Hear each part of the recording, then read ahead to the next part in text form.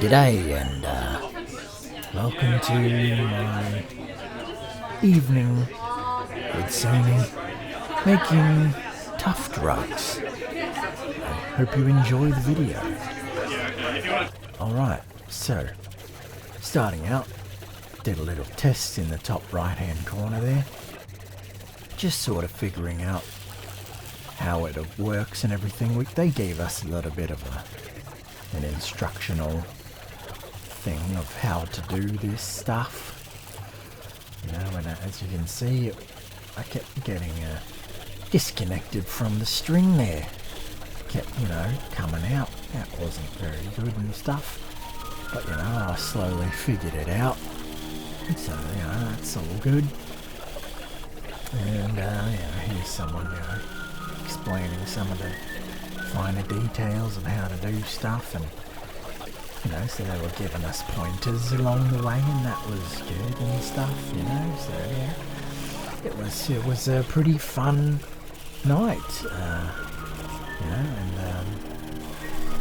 yeah, it was quite fun. Now these circles were quite difficult. They were giving me a bit of a hard time, as you can see. They're a bit wonky. Wonkalicious. Chocolate. Now, you'll notice, as the video goes on, you'll see that the canvas moves more with the amount of pressure that I'm pushing this gun device into it. And that's because the more pressure you put on the canvas, the better it works. And here I noticed that I could actually pull out the tufts that I had done so far to redo some of the parts that I didn't quite like. You may call it cheating, but I do not. It was at this point where I didn't really know where to go from here after doing all of the outlines. But one of the staff directed me to Facebook where they had an example image of which sections to fill in. And so I pretty much just followed that example picture to the T. T for tufting, that is. Now, the technique for filling in is basically just straight lines. Oh, and by the way, this device, this tufting gun, it only goes in one direction, and that's up. So in order to make any kind of shapes or angles, you have to angle the gun itself to always be moving in an upwards direction. After filling in the different sections, I got a direction from one of the staff members to do it a little quicker by going around in a circle. This did not work well for me. In fact, I hated it. So it took me way longer in the end because I get to pull out all of the mistakes that were made. Start over. Here is the part that I am talking about. You're about to see me try to fill in by going around in a circle. It did not work well.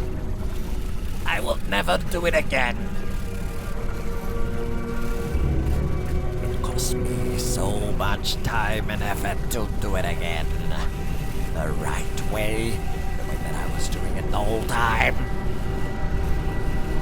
People kept coming around to my station and commenting on my work, telling me how straight and neat my work was, complimenting me, which felt good.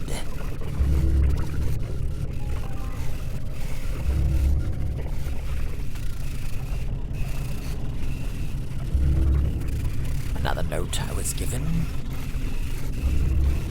which ended up being a fairly useful note, I might add, was that when filling in, you want the lines to be not so close together.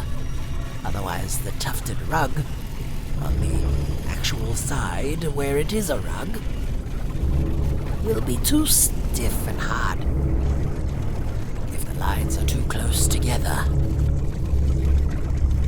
And so, as you can see, some of these lines started to become further apart, which worked quite well.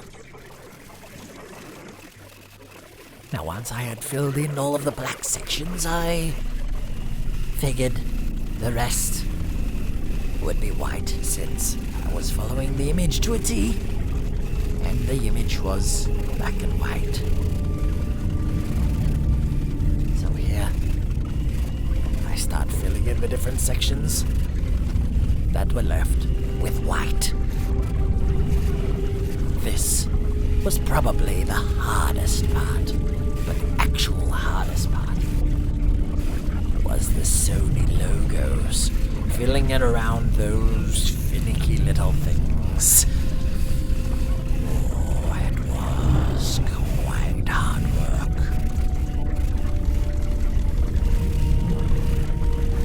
I think I may do this tufting rug thing again sometime,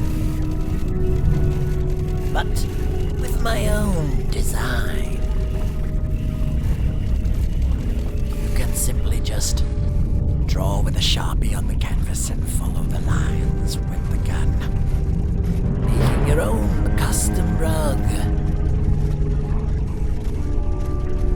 I had never done this before.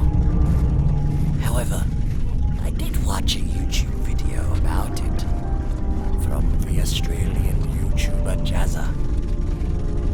That was quite useful. I did forget most of his tips by the time I made my own tufting rug here, but I did remember a few key elements. Like, for example, staying as consistent speed as possible.